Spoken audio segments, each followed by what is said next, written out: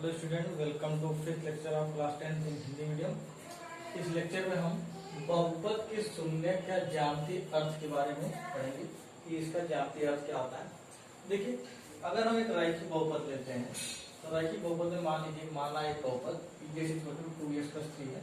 एक हमने उदाहरण ले लिया। अब पीएस को हमने y कंसीडर कर लिया, पीएस हमने y कर लिया तो y बराबर 2x + 3 एक समीकरण के रूप में आ गया, क्योंकि हमने y यहाँ पीएस में रखा है, इसको हमने मान लिया, यहाँ लिख दिया कि माना है। तो सबसे पहले क्या करेंगे, इसका हम निर्देशांक निकालेंगे। तो तब y = 2x + 3 का निर्देशांक कैसे निकालेंगे। तो यहाँ x और y लिख देते हैं, यानी x के हर एक मान के लिए y की क्या वैल्यू आती है। तो देखिए, अगर x का -2 हम मान रखते हैं, यानी x के -2 रखते हैं तो इसका मान y का कितना आता है, -1 आता है। इसी तरह इस समीकरण में 2 रखेंगे अगर s की जगह तो y का मान क्या आएगा, 7 आएगा हल करने पर। इसी प्रकार से -3/2 रखेंगे तो 0 आएगा। ठीक है, तो सबसे पहले इस निर्देशांक द्वारा हम ग्राफ पहले बनाते हैं। तो ग्राफ कैसे बनाएंगे, देखिए ये x अक्ष है तो y अक्ष है। ठीक, x अक्ष पे सबसे पहले देखिए -2 -1, तो -2 x अक्ष पे ले लेंगे ये यहाँ, और -1 y अक्ष पे ले लेंगे, दोनों मिलकर बिंदु प्राप्त होता है। -2 -1 ये बिंदु है। इसी प्रकार 2 और 7 देखिए, ये यहाँ देखिए 1 2 x अक्ष पे 2 और y पे 7, यह दोनों मिलकर C बिंदु प्राप्त होता है। ठीक है, C 2 7, और दोनों को मिलाते हुए एक रेखा खींचेंगे, एकदम सीधी रेखा मिलेगी। यहाँ देखिए दोनों मिलाएंगे तो सीधी रेखा प्राप्त होगी। यह रेखा इस x अक्ष को देखिए इस बिंदु पे काट रही है, B बिंदु पे। यह जो B बिंदु है इसको यहाँ लिख देते हैं B -3/2 और 0, -3/2 और 0 पे काट रहा है। 0 पे इसलिए y का मान कुछ नहीं है, x अक्ष पे काट रहा है तो -3/2 शून्य है। ठीक है, ये तीसरा निर्देशांक है। चलिए भाई, जब यह 3/2 और -3/2 0 पे काट रहा है तो हमारा जो रेखा है x अक्ष पे जहां पे काटेगा वही उसका शून्यक होता है। इसका मतलब क्या जाएगा, -3/2 इसका शून्यक है, -3/2 शून्य। क्यों, क्योंकि x के -3/2 पर y का मान शून्य है। यहाँ पे टेबल में भी देखिए, अगर x का मान हमने -3/2 रखा है इस समीकरण में तो हमारा y का मान क्या आ रहा है, शून्य आ रहा है। तो शून्य का हम इसी तरह निकालते हैं, x के जिस मान के लिए y का मान शून्य आता है वही शून्य होता है। इसके पहले लेक्चर पढ़ाया गया है। तो यहाँ पे देखिए x के हर मान के लिए जो शून्य है, और यह रेखा भी x अक्ष पे यहाँ पे काट रहे हैं। इसका मतलब क्या है कि जो शून्य होता है वह रेखा द्वारा x अक्ष पे प्रतिच्छेद बिंदु होता है। चलिए भाई, बहुपद तो शून्य निकाल के भी देख देते हैं। बहुपद को शून्य निकालने के लिए क्या करेंगे, इसका मान हम शून्य रखते हैं, पीएस को शून्य रखते हैं। शून्य रखने पे क्या आ गया, -3/2। इसका मतलब क्या हो गया कि यह बहुपद यानी y का मान, देखिए बहुपद पीएस हमने शून्य रखा है, यानी y का मान शून्य तब रहेगा जब x का मान -3/2 होगा। अब यही चीज यहाँ भी बता रहा है, यह रेखा प्रतिच्छेद कर रहा है x अक्ष पे, यानी इस x अक्ष पे y का मान देखिए शून्य है और x का मान -3/2 है, यानी x के मान 3/2 रहने पर y का मान शून्य हो जा रहा है। और यही यहाँ भी बता रहा है कि अगर x का मान -3/2 रखेंगे तो बहुपद का मान शून्य हो जा रहा है। और यही निर्देशांक बता रहा है कि अगर x का मान -3/2 है तो y का मान शून्य हो रहा है।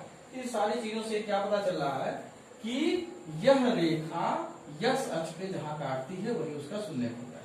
पहली बात। दूसरी बात ये देखने वाली बात है कि शून्य कितने होंगे।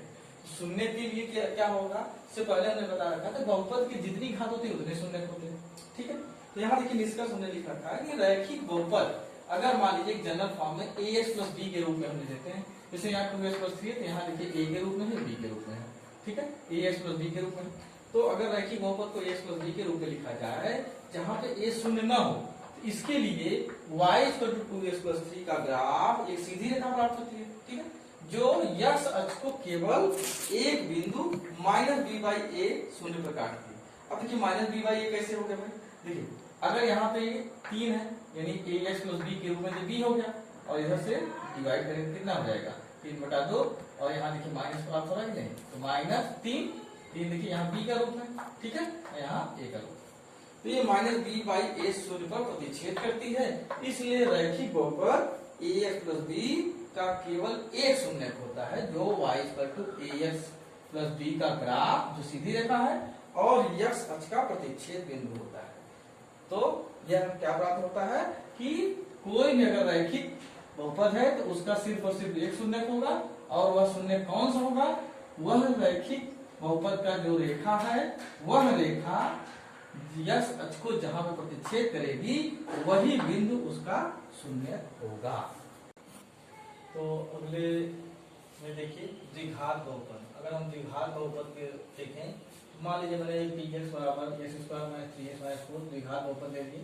अब px जगह हमने y equal to x square minus 3x minus 4, px जगह हमने y ले लिया, इसको मान लीजिए मान लिया, px जगह हमने y माना। अब सबसे पहले क्या करें, y equal to x square minus 3x minus 4 का निर्देशांक निकालेंगे। निर्देशांक क्या होता है, x के हर मान के लिए y का x के सापेक्ष y का क्या मान होता है वो इसका निर्देशांक होता है। तो x का मान लीजिए मैंने मान -2 अगर रखा है तो हल करने पे y का मान 6 आया। इसी तरह -1 रखा तो 0 है, 0 रखा -4 आया। इसी क्रम में इसमें अलग अलग मान रखते जाएंगे और हमें निर्देशांक प्राप्त हो जाएगा। अब चलिए इस निर्देशांक द्वारा सबसे पहले हम ग्राफ बनाते हैं। तो x अक्ष, y को y अक्ष पे हमने बनाना शुरू करते हैं। इधर देखिए -2 और 6 है, तो -2 जो है इधर ले लेंगे, 0 से इधर -2 और 6 ये पहला पॉइंट -2 6। इसी क्रम में -1 0, देखिए -1 और 0 हो गया, ठीक है। बी सी पॉइंट है आपका 0 -4, ये देखिए 0 -4। डी हो गया 1 -6, ई 2 -6, एफ 3 -4, जी 4 0 और 5 लास्ट वाला 5 6 है, ठीक है। तो इन सारे बिंदुओं को हम मिलाते हैं तो ये हमें वक्र प्राप्त होता है, कर्व प्राप्त होता है। वह जो है उसका नाम होगा क्या, परवलय, ठीक है ना। जो इस तरह का आकार होता है उसको परवलय कहते हैं। तो यह इस समीकरण का है, y = x² - 3x - 4, इसका जो है ग्राफ है, ठीक है, इसी आकार में है। तो अब ये देखिए हम क्या देखते हैं कि यह रेखा, यह जो वक्र है इस x अक्ष को कहां पे प्रतिच्छेदित करती है। ध्यान से देखिए, दो बिंदु प्रतिच्छेद कर रही है, एक यहाँ पे एक यहाँ पे। कौन कौन से बिंदु पे, -1 0, b -1 0 पे और g 4 0 पे प्रतिच्छेद कर रहे हैं। इसका मतलब क्या हो गया, यह दोनों इस बहुपद का शून्य हो गया।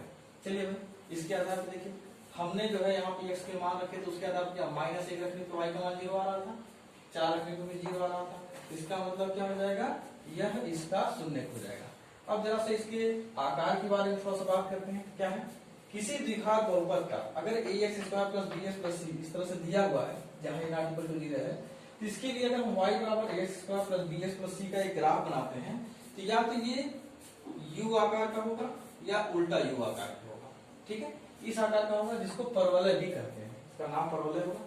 लेकिन यह डिपेंड क्या करेगा, अगर ये a > 0 यानी कि यह जो गुणांक है जो इस बहुपद का x² का जो गुणांक रहेगा, अगर यह धनात्मक है, अगर यह धनात्मक है तब क्या होगा, इस आकार का होगा, u के आकार का होगा। अगर यह ऋणात्मक है तब किस आकार का होगा, देखिए उल्टा u आकार का होगा, ठीक है। चलिए निष्कर्ष क्या निकल के आता है कि द्विघात बहुपद ax² + bx + c = 0 का शून्य परवलय द्वारा x अक्ष का प्रतिच्छेद बिंदु है जो अधिकतम दो बिंदु है। ध्यान से देखिए, यहाँ देखिए दो बिंदुओं में प्राप्त हो रहा है, एक b और एक g, ठीक है ना। तो अतः द्विघात बहुपद का अधिकतम शून्य कितना होगा, 2 होगा। तो द्विघात बहुपद में वैसे भी क्या है, शून्य कितना होता है, जिसकी जो डिग्री होती है, जितना घात होता है वो इसका शून्य होता है। तो यहाँ पे हमें क्या पता चला कि अगर 2 है इसका अधिकतम शून्य कितना हो सकता है, 2 होगा। इस टेबल से पता चल रहा है कि देखिए 2 शून्य का आ रहा है, 2x का -1 पे 0 आ रहा है, 4 रखने पे भी 0 मान आ रहा है, 2 शून्य के यहाँ से प्राप्त हो रहा है। और अगर हम ग्राफ खींच रहे हैं तो ग्राफ से भी हमें पता चल रहा है कि यह ग्राफ हमें x अक्ष पे 2 बिंदुओं पे ही प्रतिच्छेद कर रहा है। इसका मतलब इससे भी 2 ही शून्य प्राप्त होगा। तो इसका मतलब क्या हो गया कि द्विघात बहुपद का हमें 2 शून्य होता है। अब अलग अलग स्थितियों में जरा से देखेंगे कि अलग अलग स्थितियों में किस प्रकार से ग्राफ बन करके 2 शून्य का हमें प्राप्त हो रहा है, कहाँ पे 1 प्राप्त होगा, किस तरह से प्राप्त होगा। तो जरा अब जरा विभिन्न स्थितियों के बारे में देखेंगे। माना द्विघात बहुपद px = ax² + bx + c है। अगर एक द्विघात बहुपद है, इसका हम जो है ग्राफ बनाएंगे। तो मान लीजिए पहली स्थिति में इस तरह से ग्राफ बनता है और यह ग्राफ x अक्ष को 2 बिंदु a और a' पे प्रतिच्छेदित करता है, ठीक है। इसी प्रकार से अगर मान लीजिए इस प्रकार से अगर बन रहा है, इसमें भी 2 बिंदु a और a' पे प्रतिच्छेदित करता है। तो यह दोनों स्थितियों में क्या होगा, ग्राफ x अक्ष को 2 भिन्न बिंदुओं a और a' से प्रतिच्छेदित करता है, अतः a और a' 2 शून्य होंगे। यानी इस तरह से अगर ग्राफ प्राप्त होता है, एक a और एक a, 2 शून्य प्राप्त होंगे, एक a प्राप्त होगा, एक इधर प्राप्त होगा, ठीक है। लेकिन दूसरी स्थिति में क्या कर रहा है, दूसरी स्थिति देखिए, इसमें ग्राफ खाली यह सच को एक बिंदु पे कट कर रहा है और इसमें भी देखिए एक बिंदु पे कट कर रहा है।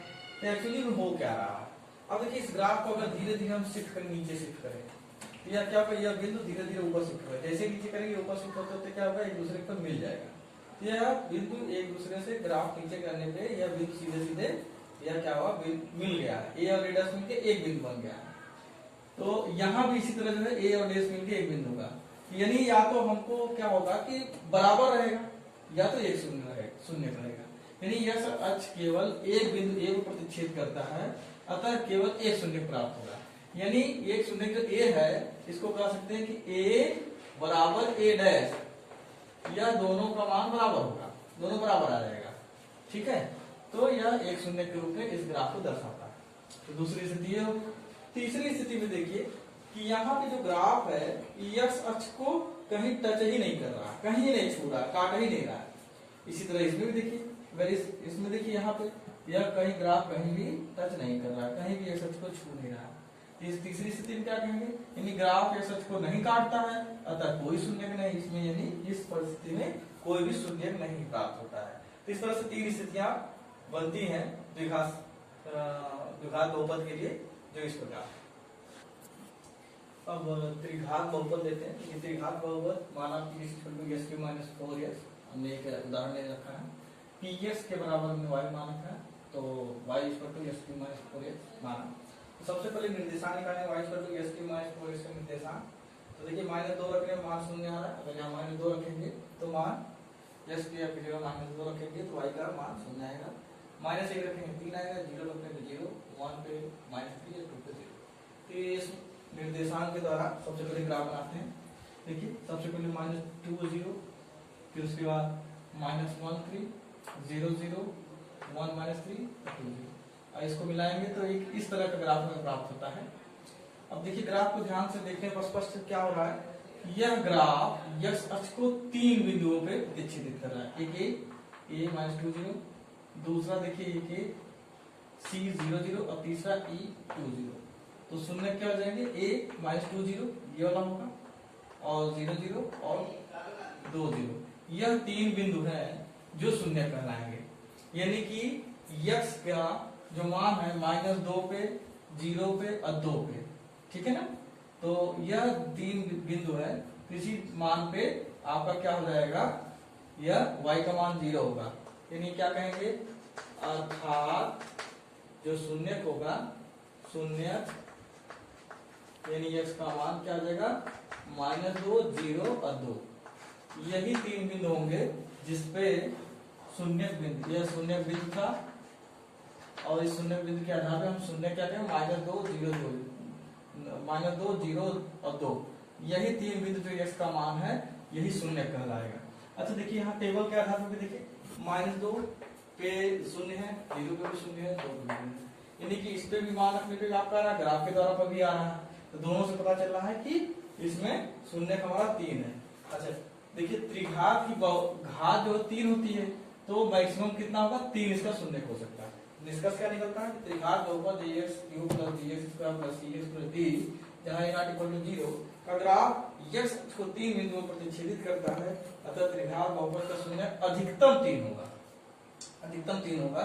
यह ग्राफ अलग अलग स्थितियों में अलग अलग जगह टच कर सकता है, तो अधिकतम 3 से ज्यादा नहीं होगा, 3 से कम हो सकता है। हो सकता है कि दो बिंदु आपस में मिल जाए तो 2 भी हो सकता है, लेकिन 3 से ज्यादा नहीं हो सकता। इसी तरह से त्रिघात, चतुर्घात, जितने भी घातों का हम बहुपद निकालना चाहें अलग अलग ग्राफ द्वारा निकाल सकते हैं कि कितने शून्य होंगे। एक उदाहरण लेकर के देखते हैं, y = x³। अगर इसका निर्देशांक देखते हैं तो x और y को अगर 0 रखेंगे 0, 1 पे 1, -1 पे -1, 2 पे 8, -2 पे 8। इसका ग्राफ हमने व्यवस्थित यहाँ पे देखिए, ग्राफ देखने के 2 8 1 1 0 0 -1 1 और -2। इसको मिलाने में क्या प्राप्त हुआ कि यह जो हमारा त्रिघात का ग्राफ है, यह x अक्ष को सिर्फ और सिर्फ एक बिंदु पे काटा। यह बिंदु क्या है, c 0 0, शून्य बिंदु 0 c 0 0 है, शून्य क्या होगा 1, यानी यह शून्य जो प्राप्त हो रहा है इसका मान, यह इस त्रिघात बहुपद में जो शून्यत्व कितना हुआ 1, सिर्फ इसमें एक शून्य हुआ, ठीक है। इसी प्रकार से अगर हम दूसरा उदाहरण लेते हैं, इसमें देखिए यहाँ पे एक शून्य ये प्राप्त होगा और कहीं शून्य लेंगे, इसमें देखिए दो शून्य दिख रहे हैं, एक ये दिख रहा है और दूसरा क्या दिख रहा है, ये दिख रहा है। ठीक है, देखिए कैसे प्राप्त होगा। इसका हमने ग्राफ ड्रा किया तो 2 4 वाला बिंदु ये है, ठीक है, 1 0 वाला ये है, ठीक, 0 0 वाला ये -1 ये देखिए ऐसे ग्राफ आना है, यहाँ शून्य को टच करते हुए ऐसे निकल जाना है। ठीक, तो यहाँ पे कितना है 0 2, एक यहाँ पे ये सच को काट रहा है, यहाँ पे सच को काट रहा है, तो दो बिंदु जो शून्य बिंदु क्या है 1 0 और 0 0, यही दो बिंदु है जो ये सच को काट रहा है। तो शून्य क्या होंगे 1 यानी x का मान और यहाँ पे 0, 1 और 0। इस प्रकार से हम देखते हैं कि जो हमारा त्रिघात है उसमें शून्य 1 भी हो सकता है, 2 भी हो सकता है और 3 भी हो सकता है। इससे पहले प्रश्न में हमने उदाहरण जो लिया था, प्रस्तुत किया था, उसमें क्या था 3 शून्य था, लेकिन 3 से अधिक नहीं होगा। तो क्या होगा त्रिघात का अधिकतम शून्य 3 होगा। ठीक है, कम से कम 1 भी हो सकता है, 2 भी हो सकता है, लेकिन 3 से ज्यादा नहीं होगा। अगले लेक्चर में शून्यक और बहुपद गुणांकों के बारे के संबंधों के बारे में पढ़ेंगे। तो मेरे चैनल को लाइक करिए, सब्सक्राइब करिए और बेल आइकन जरूर दबाइए।